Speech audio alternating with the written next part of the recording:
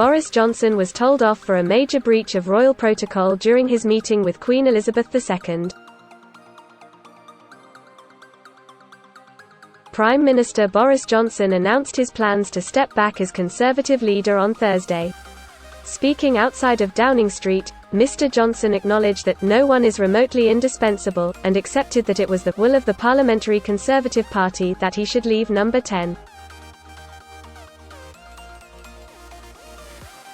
But he also signalled his intention to stay on as Prime Minister while the party picks his successor, potentially until autumn, triggering an immediate backlash among Tory MPs. It is understood that Mr. Johnson spoke to Queen Elizabeth II twice during the 24 hours that saw his resignation. The pair had their weekly audience over the phone on Wednesday evening, and it has been said that the PM called Her Majesty ahead of his public announcement. Mr. Johnson has been Prime Minister for nearly 3 years, having taken over office after the resignation of Theresa May in 2019.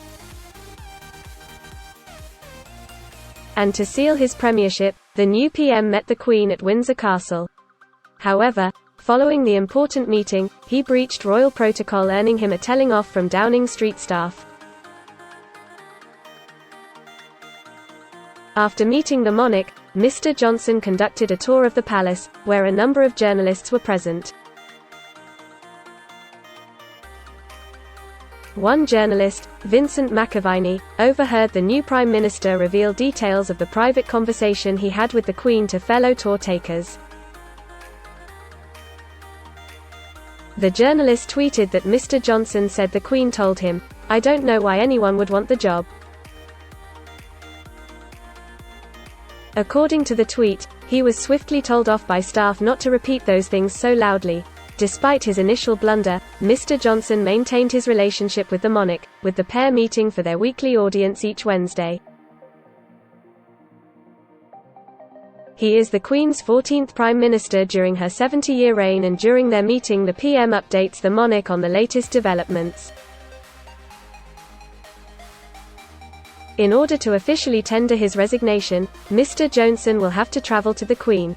The resignation audience typically takes place at the palace, but given the Queen's age and ongoing mobility issues, and the timing of the leadership contest, if the monarch is at her holiday home Balmoral over the summer, the audience could potentially take place in Scotland. This usually happens after a successor has been appointed. As royal protocol dictates, the monarch remains politically neutral and acts on the advice of her government in political matters, but the Queen does retain the right to appoint a Prime Minister. And Conservative MPs are beginning to put their names forward in the race to succeed Boris Johnson as Conservative leader and Prime Minister. A timetable for the Tory leadership race is due to be confirmed next week, and the new Prime Minister is expected to be in position by September. People putting themselves forward will first have to secure the backing of Tory MPs before the final two go to a ballot of Conservative members. Under the current rules, candidates need the support of 8 Conservative MPs to stand. If there are more than 2, Tory MPs hold a series of votes until just 2 remain. At that point, there is a ballot of the wider Conservative Party membership to select the winner.